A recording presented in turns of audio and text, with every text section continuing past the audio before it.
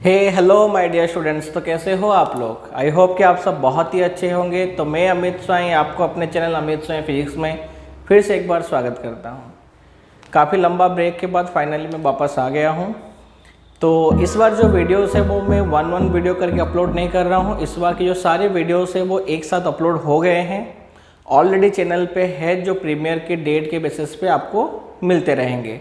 जैसे आज आपको फर्स्ट वीडियो मिल रहा है तो आज दो वीडियो है, एक मॉर्निंग में है एक इवनिंग में है, आपको दिख रहा होगा। इसके अलावा जो नेक्स्ट वीडियो है वो वापस से अपलोड हो गया है, वो कल के लिए है। तो इस तरह से जो कंप्लीट चैप्टर है, चैप्टर नंबर 3, ये पूरा आ गया है। और जैसे ही चैप्टर नंबर 3 के लास्ट वीडियो के प्रीमियर पे होंगे, आपको चैप्टर नंबर 2 के 50% मिल जाएंगे और फिर उसके बाद कंटिन्यू मिलता रहेगा। तो इस तरह से सारे वीडियोस को कंटिन्यू पाने के लिए प्लीज़ वीडियो को लाइक शेयर और सब्सक्राइब कर देना। सब्सक्राइब करने के बाद बेल को क्लिक कर देना ताकि जब भी मेरा अगला वीडियो प्रीमियर पे रहे तो सबसे पहले आपको नोटिफिकेशन मिले। और अगर आप चैनल पर नए हो तो प्लीज़ वीडियो को पहले सब्सक्राइब करें, फिर लाइक करें और फिर शेयर करके जरूर जाएँ। तो ओके, तो लास्ट टॉपिक जो हमारा था वो था कार्बन रजिस्टर का, किस तरह से हम रेजिस्टेंस फाइंड करेंगे उसके कलर कोड के बेस पे, जिसके लिए मैंने आपको एक शॉर्टकट मेथड भी बताया था। जो आज का हमारा टॉपिक है वो है इलेक्ट्रिक सेल। ठीक है,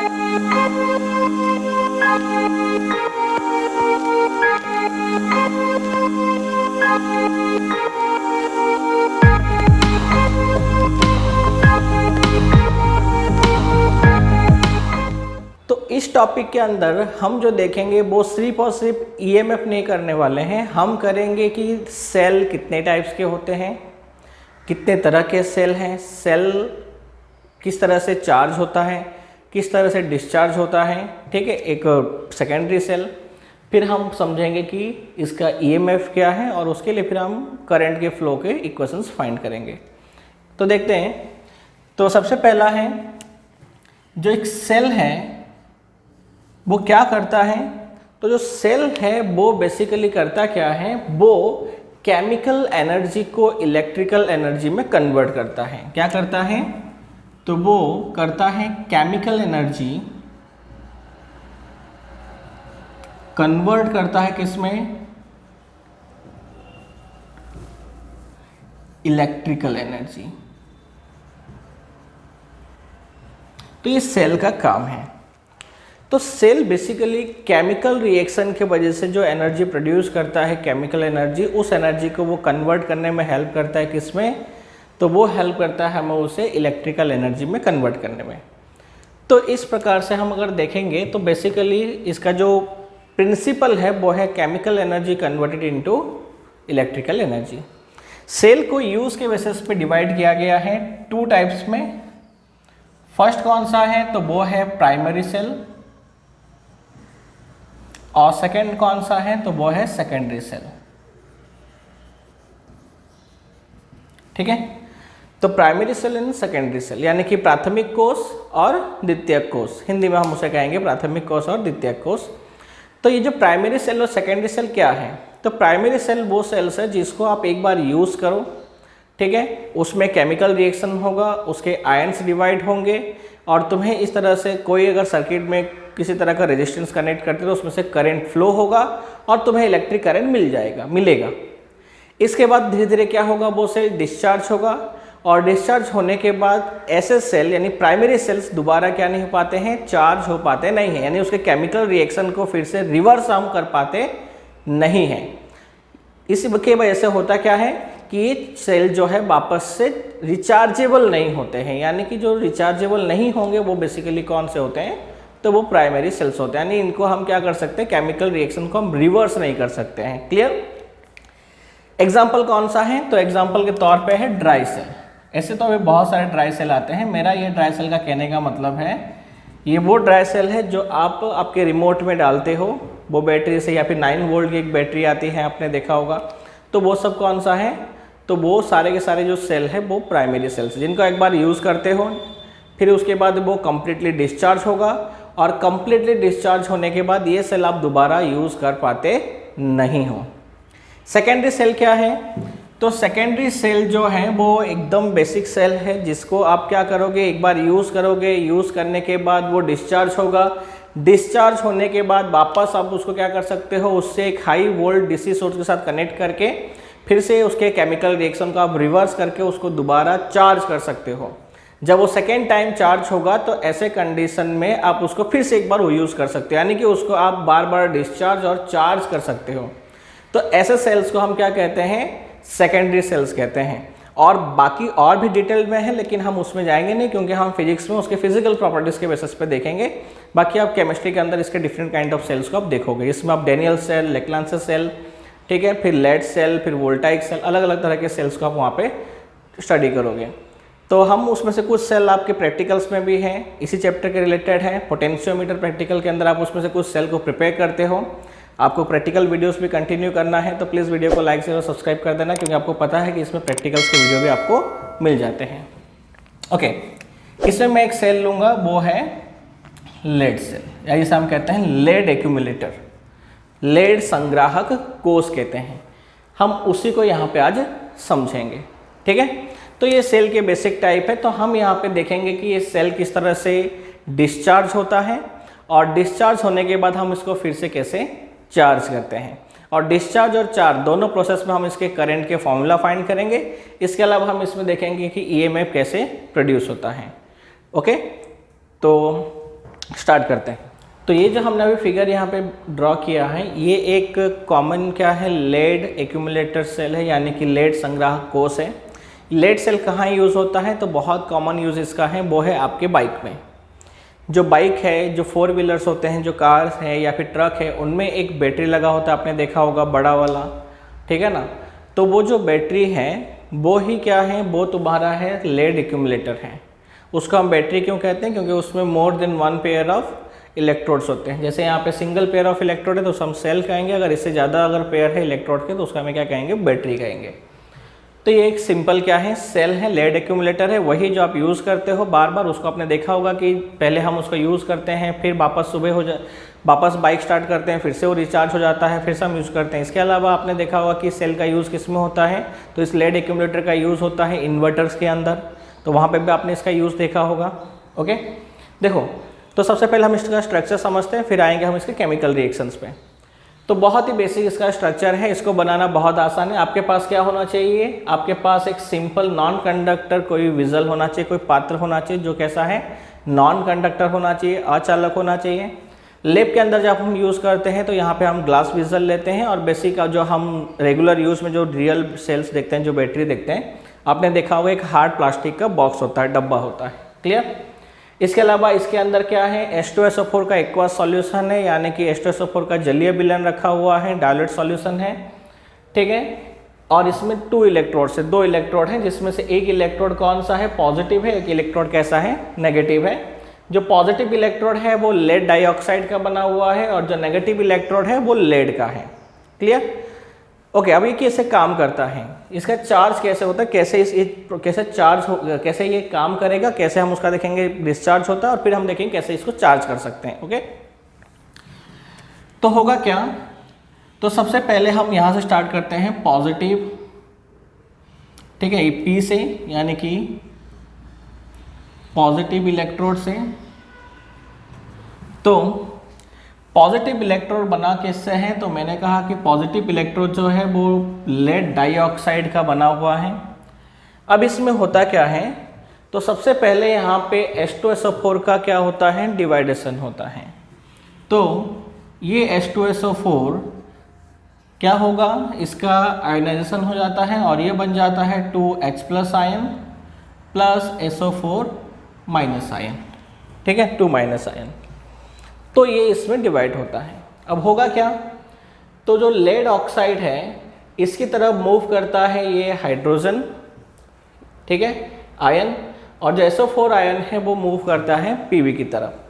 फिर बाद में इसमें क्या होगा, लेड डाइऑक्साइड से लेड ऑक्साइड PbO में कन्वर्ट होता है, और PbO फिर से क्या करता है कि H2SO4 के साथ रिएक्शन करके फिर से PbSO4 में कन्वर्ट होता है। यानी किस तरह से होता है, देखो,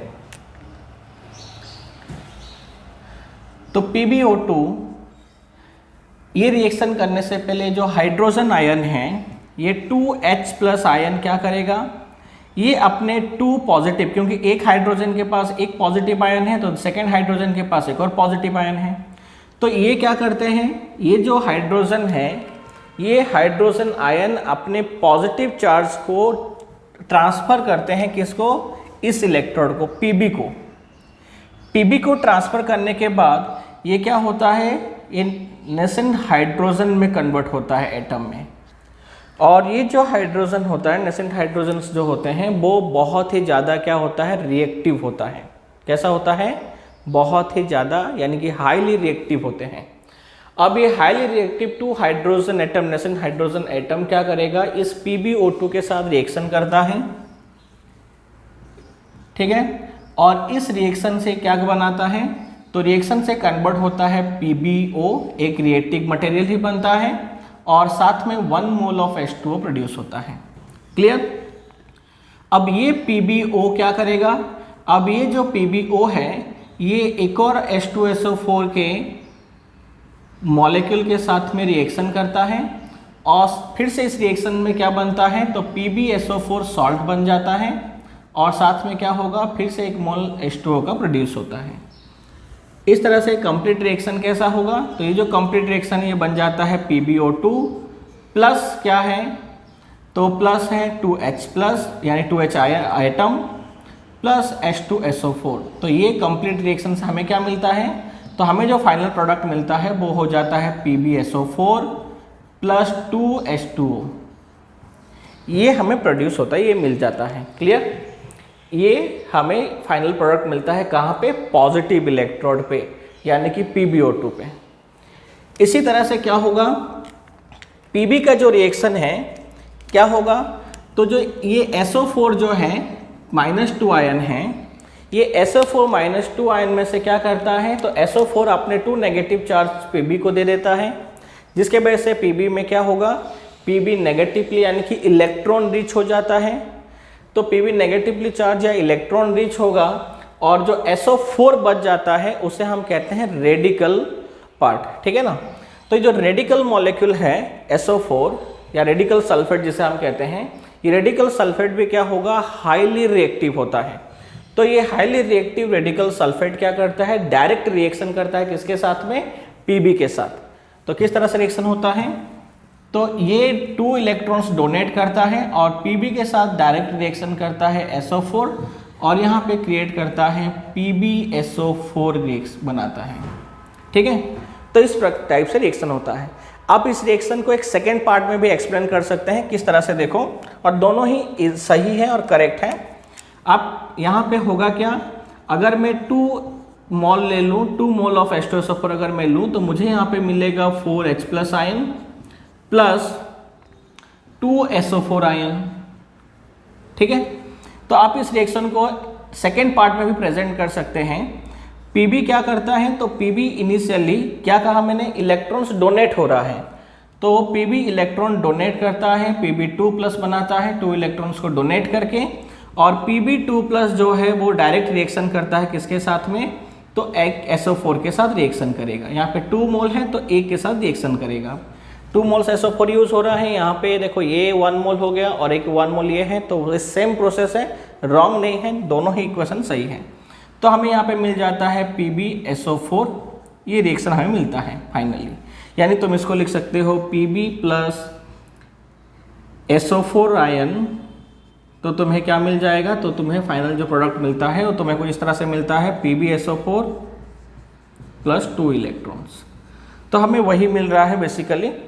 और ठीक इसी तरह से क्या होगा, जो PbO2 है, PbO2 में 2 इलेक्ट्रॉन, ये जो इसने डोनेट किया है, क्योंकि ये 2 इलेक्ट्रॉन क्या कर रहा है, इसमें से ले रहा है कह सकते हो, यानी कि पॉजिटिव आयन देने का मतलब वही होता है ना।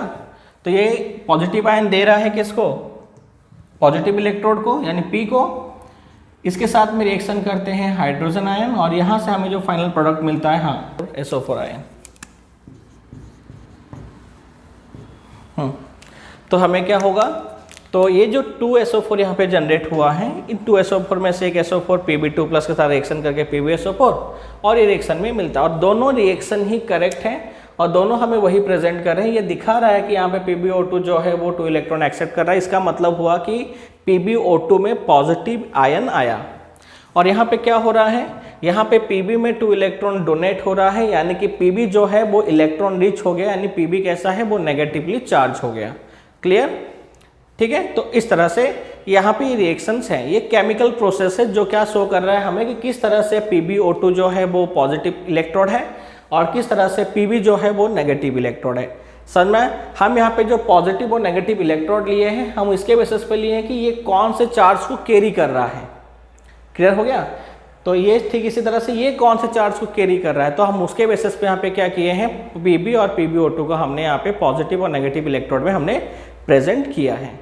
क्लियर है? अगर आपको रिएक्शन नोट करना है तो जल्दी से नोट कर लीजिए। तो आगे हम देखते हैं इसके किस तरह से इसमें करंट फ्लो होगा, क्योंकि अभी हमने देखा अंदर कौन सा रिएक्शन हो रहा है।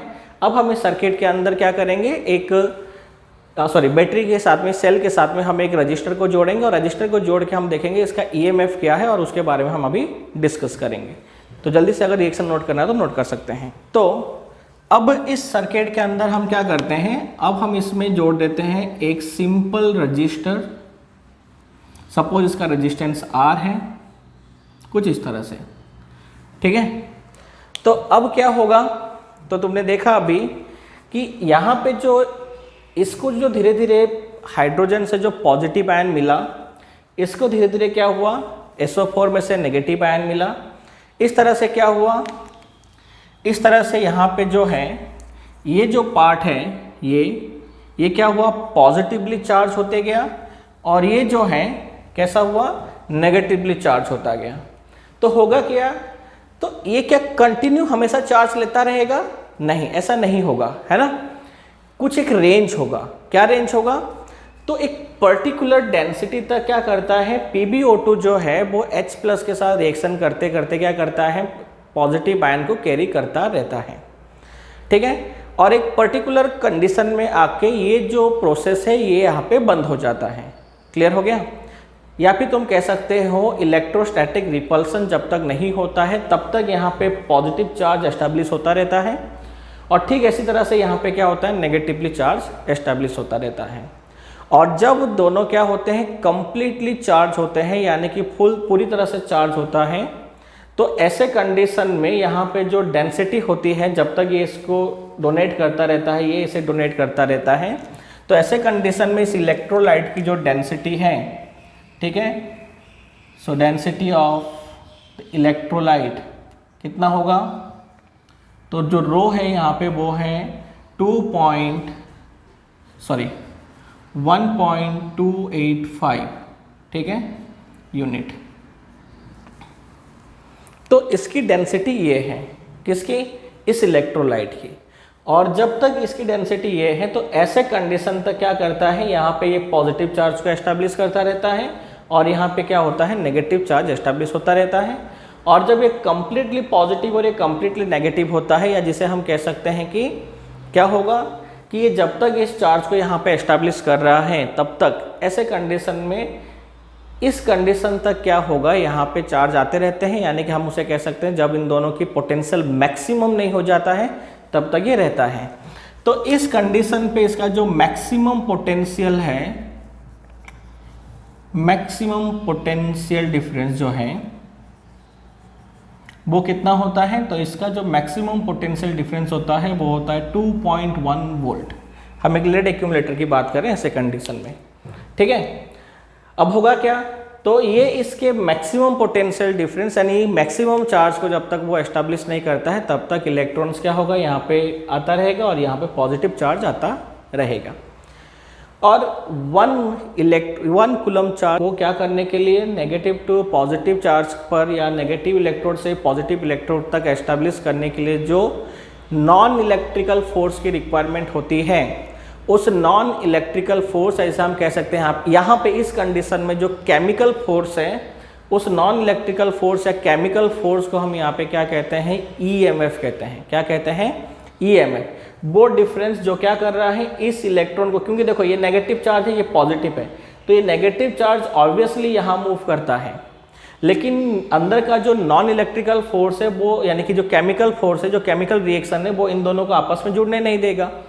तो 1 कूलम चार्ज, कितना, 1 कूलम चार्ज को नेगेटिव इलेक्ट्रोड से, या हम कह सकते हैं कि N से P तक ले जाने के लिए जो क्या है, नॉन इलेक्ट्रिकल फोर्स या केमिकल फोर्स की रिक्वायरमेंट हो रही है, उस नॉन इलेक्ट्रिकल फोर्स या केमिकल फोर्स को हम क्या कहेंगे, EMF कहेंगे।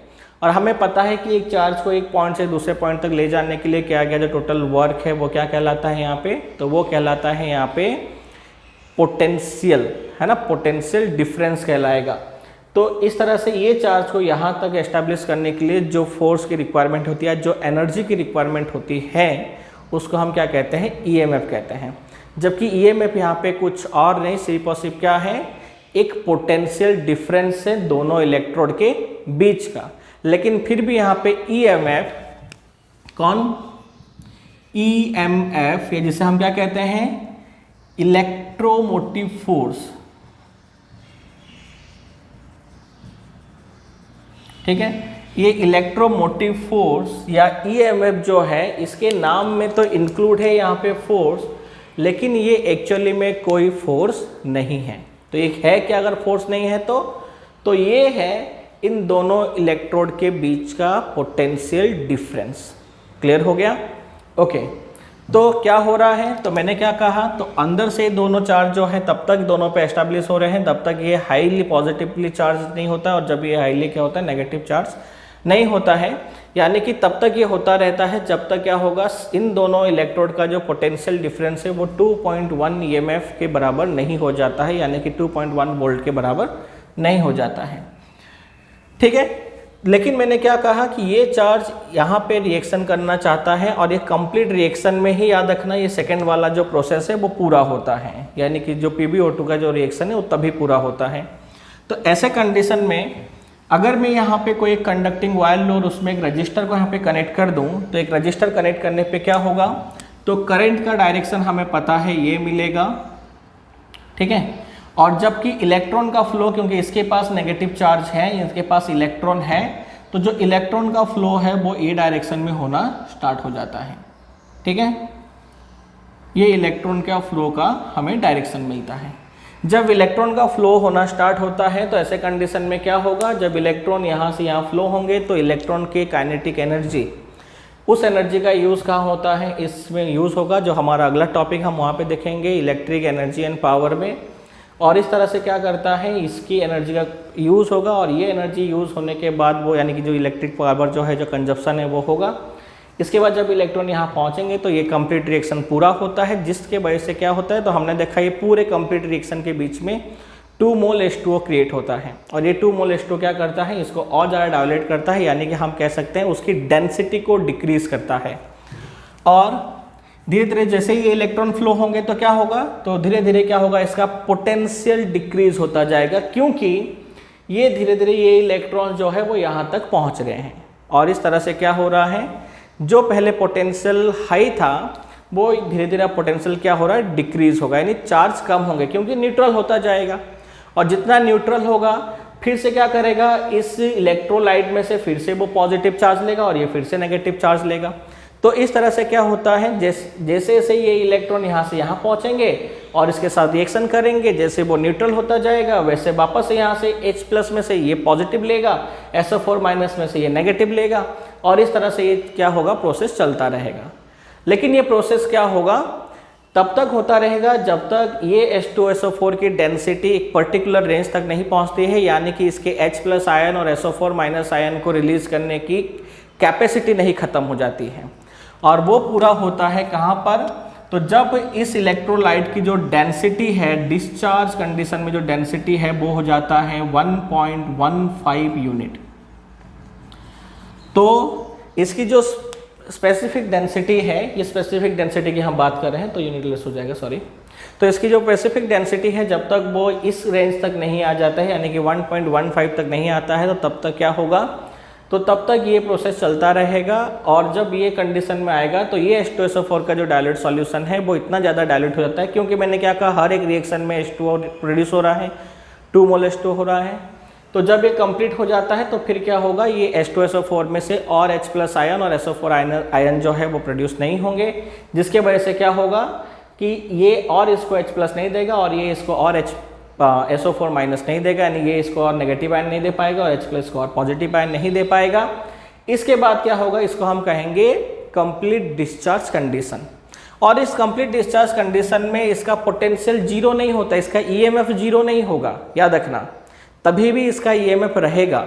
लेकिन वो डिस्चार्ज कंडीशन में जो ईएमएफ है, ठीक है, ये ईएमएफ कितना हो जाता है, तो डिस्चार्ज कंडीशन में ईएमएफ हो जाता है 1.8 वोल्ट।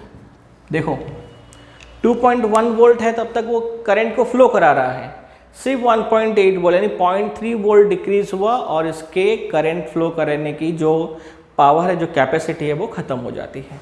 यानी इसके बाद और इलेक्ट्रिक करंट यहाँ पे फ्लो होता नहीं है। इसको हम कहते हैं कंप्लीट डिस्चार्ज कंडीशन कहते हैं, ठीक है। तो ये हो गया एक किसका, एक सेल का, यानी कंप्लीट चार्ज सेल का किस तरह से डिस्चार्ज होता है। अब हम शॉर्ट में देखते हैं ये चार्ज कैसा हो जाएगा, लेकिन उसके पहले हम बात करेंगे इसके ईएमएफ का। थोड़ा हम थ्योरी लिखेंगे, कंप्लीट करेंगे। तब तक अगर आपको समझ में आ गया तो ये कुछ डेटा है, अगर इसको नोट करना है तो आप नोट कर सकते हो।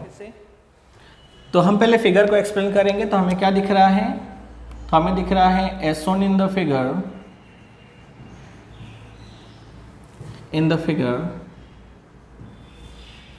क्या है, in an electrolyte, two electrodes are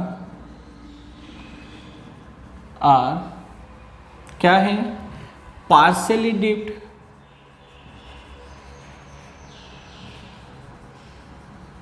है ना।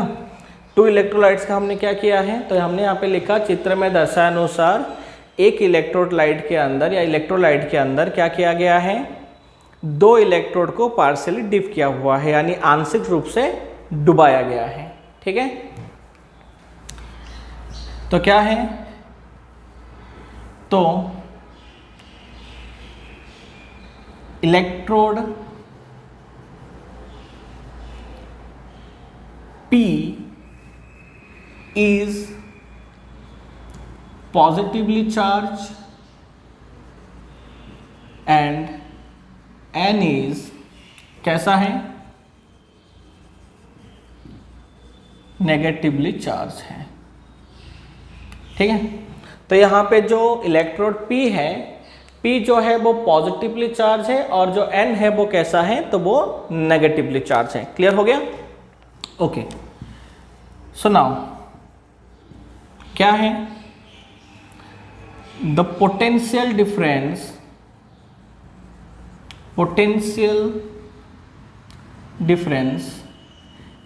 between the electrolyte and A in the electrolyte is V plus. देखो कैसा है, ये जो इलेक्ट्रोलाइट है, ये इलेक्ट्रोलाइट ये, और ये जो पॉइंट ए है आपको दिख रहा है फिगर में, तो ए और इस इलेक्ट्रोलाइट के बीच का जो पोटेंशियल डिफरेंस है वो कितना है, तो वो है V प्लस है। And the potential difference between B and electrolyte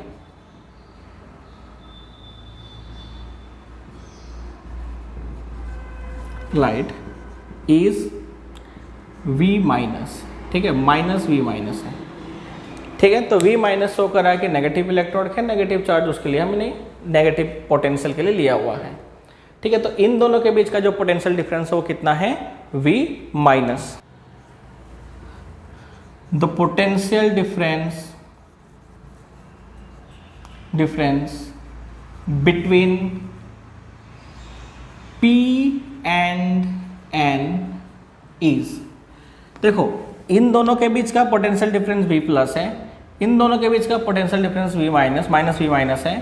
तो दोनों इलेक्ट्रोड के बीच का पोटेंशियल डिफरेंस कितना होगा, तो सपोज करो कि वो क्या है, EMF है। तो मैंने अभी तो आपको कहा था कि किसके बीच का, P और N के बीच का जो पोटेंशियल डिफरेंस है उसी को हम क्या कहेंगे यहाँ पे, EMF को हम V से भी प्रेजेंट कर सकते हैं।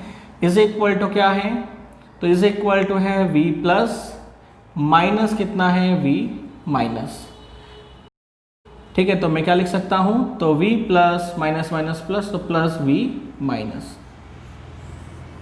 ठीक है। तो क्या होगा, so here the potential difference between the P and N is called EMF of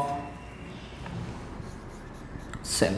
ठीक है, तो तुम और भी इसको डिफाइन कर सकते हो EMF ऑफ सेल करके। क्या है, क्या होगा, to move 1 coulomb of charge from negative electrode to positive,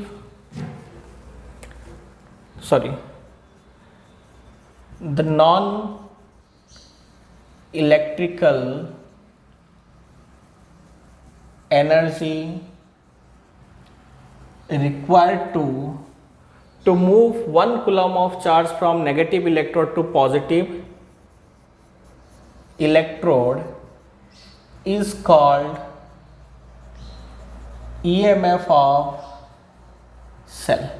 ठीक है, तो तुम इसको ऐसे भी आप यहाँ पे इसको डिफाइन कर सकते हो कि EMF ऑफ सेल क्या है। तो EMF ऑफ सेल हो गया कि अगर मुझे 1 कूलम ऑफ चार्ज अगर मुझे मूव कराना है, कहाँ से, तो 1 कूलम ऑफ चार्ज को अगर हमें मूव कराना है नेगेटिव इलेक्ट्रोड से पॉजिटिव इलेक्ट्रोड की ओर, तो उसके लिए रिक्वायर्ड एनर्जी को ही हम यहाँ पे क्या कहेंगे, यहाँ पे हम उसको कहेंगे EMF ऑफ सेल। अब EMF ऑफ सेल में मैंने तुम्हें पहले भी कहा यहाँ पे लगा हुआ है फोर्स, लेकिन रियल में ये फोर्स नहीं है, वो C पॉजिटिव क्या है, यहाँ पे ये C पॉजिटिव है उसका पोटेंशियल डिफरेंस। क्लियर हो गया, ओके। सो देयरफॉर हम लिख सकते हैं यहाँ पे क्या होगा, तो EMF of cell is equal to potential difference V is equal to V plus V minus, जो हमने ऑलरेडी लिख लिया है। अब देखो, अब हमने सर्किट में क्या जोड़ा है, एक रजिस्टर जोड़ा है, तो अब उसके हम बात करेंगे। Now our resistor is connected with the cell, so therefore let the I current is flowing through the register R। अब देखो यहाँ पे, अगर ऐसे तो हम अलग तरीके भी समझ सकते हैं, लेकिन अगर मैं सिंपल तरीके से आपको कहूँ तो ये जो दोनों इलेक्ट्रोड है ये भी मटेरियल्स हैं और ये इलेक्ट्रोलाइट जो है ये भी मटेरियल है। और हमने रेजिस्टेंस वाले टॉपिक में पढ़ा था कि कोई भी ऐसा मटेरियल नहीं होता है जिसका रेजिस्टेंस कितना होगा, 0 होगा। तो यहाँ पे क्या होगा, जो करंट का फ्लो हो रहा है वो यहाँ से यहाँ तक हो रहा है और फिर ये इस तरह से कुछ फ्लो हो रहा है इलेक्ट्रॉन्स का, तो इसका इंटरनल रेजिस्टेंस भी होगा। तो सपोज कितना है, R है, एंड द इंटरनल रेजिस्टेंस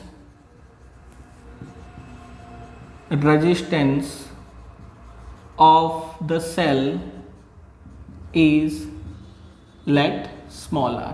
तो क्या हो गया, सो देयरफॉर हो जाएगा EMF of cell is equal to, जिसको हम प्रेजेंट करते हैं एप्सिलॉन से, is equal to epsilon is equal to क्या है, तो हमें कहाँ मिल रहा है, तो हमें मिल रहा है IR। क्या मिल रहा है, IR, यानी कि इसमें से जो करंट फ्लो हो रहा है वो, ठीक है, प्लस कितना है IR, जो सर्किट में से फ्लो हो रहा है करंट वो, यानी कि हमें मिल जाएगा epsilon is equal to I common लेंगे तो R प्लस R, यानी हमें मिलता है I is equal to epsilon upon R plus R। तो ये हो गया the current flow in the circuit during the discharge of the cell. The current flows in the circuit during the discharge of cell. Clear हो गया। अगर क्या होता है, अगर R 0 होगा तो क्या होगा, the current in the circuit is maximum, तो हमें मिलेगा I is equal to epsilon by R. लेकिन ऐसा कोई भी आइडियल सर्किट या आइडियल हमें क्या होता है, सेल नहीं मिलता है जिसका इंटरनल रेजिस्टेंस कितना हो, 0 हो।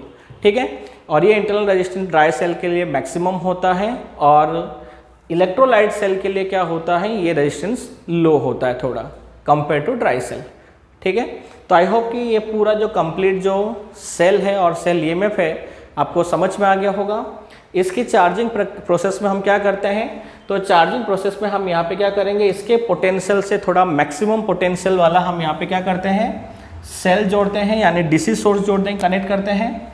जैसे मैंने कहा डीसी सोर्स जो है वो इस सेल के पोटेंशियल से मैक्सिमम होगा। इसको जोड़ने के लिए हम क्या करते हैं, सेल का यानी कि सोर्स का पॉजिटिव इलेक्ट्रोड से और नेगेटिव इलेक्ट्रोड से कनेक्ट करते हैं, जिससे ये जो फ्लो ऑफ इलेक्ट्रॉन है ये रिवर्स हो जाता है। और ये रिवर्स फ्लो ऑफ इलेक्ट्रॉन क्या करता है, वापस इस प्रोसेस को यानी जो केमिकल रिएक्शन है उसको रिवर्स करता है। और रिवर्सिबल केमिकल रिएक्शन क्या करता है, फिर से यहाँ पे पॉजिटिव और नेगेटिव चार्ज क्रिएट करता है, जिससे क्या होता है, फिर से ये सेल चार्ज होता है। लेकिन जैसे मैंने कहा हर कंप्लीट रिएक्शन के बाद में 2 मोल H2O प्रोड्यूस होता है, जिसके वजह से जब इसकी डेंसिटी क्या होगा, एकदम कम हो जाएगा, यानी कि 1.15 के आसपास हो जाएगा स्पेसिफिक डेंसिटी। तो जब स्पेसिफिक डेंसिटी 1.15 के आसपास हो जाएगा तो ऐसे कंडीशन में सेल क्या होता है, कंप्लीट डिस्चार्ज होता है। तब हमें इसके इलेक्ट्रोलाइट को चेंज करके फिर से दोबारा उसके इलेक्ट्रोलाइट को भरना पड़ता है। इसे हम कहते हैं बैटरी का पानी चेंज करना। आपको पता होगा एसिड चेंज करना, तो बैटरी का एसिड चेंज करना या पानी चेंज करना इसे हम कहते हैं। उसका मतलब वही होता है कि इलेक्ट्रोलाइट इतना ज़्यादा डायल्यूट हो गया है कि अब और आयन प्रोड्यूस कर सकता नहीं है। तब हमें क्या करना पड़ता है, उसके इलेक्ट्रोलाइट को चेंज करके फिर से हम इसको यूज़ कर सकते हैं। ठीक है, तो ऐसे कंडीशन में क्या होता है, जब इसको हम चार्ज करते हैं तो यहाँ पे हम कंट्रोल करने के लिए हम ले लेते हैं एक रजिस्टर को। तो इस कंडीशन में या ये सिचुएशन में हमें कैसे करंट मिल रहा है, तो इसका अगर मैं पोटेंशियल V ले लूँगा तो मुझे मिलेगा V। ये V पोटेंशियल है तो कहाँ यूज़ हो रहा है, तो वो यूज़ हो रहा है इस रजिस्टर को, बैलेंस रजिस्टर को चार्ज करने, यानी उसमें से करंट फ्लो होने के लिए वहाँ पे कुछ एनर्जी यूज़ हो रहा है, प्लस इसके इंटरनल रेजिस्टेंस में थोड़ी बहुत एनर्जी जा रही है, और प्लस ये क्या कर रहा है, सेल को चार्ज कर रहा है।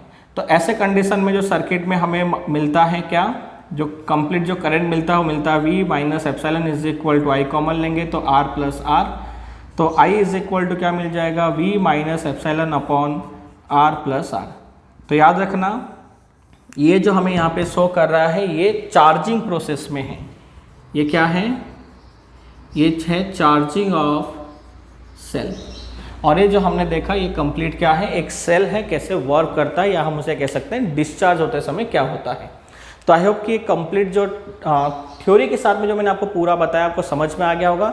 ये आपको नोट कीजिए, आप नोट बना लीजिए, आपको बोर्ड में भी काम आ जाएगा। और आपको जैसे मैंने कहा मेरे जो वीडियोस है वो आपको एडवांस में तो हेल्प नहीं करेंगे, लेकिन जेई मेन और नीट में आपको बहुत हेल्प करेगा, और सबसे ज़्यादा हेल्पफुल है आपके बोर्ड एग्जाम्स के लिए। तो प्लीज़ वीडियो को लाइक शेयर और सब्सक्राइब करके जाना, नए हैं तो जरूर सब्सक्राइब करें और बगल में बेल को भी क्लिक करें।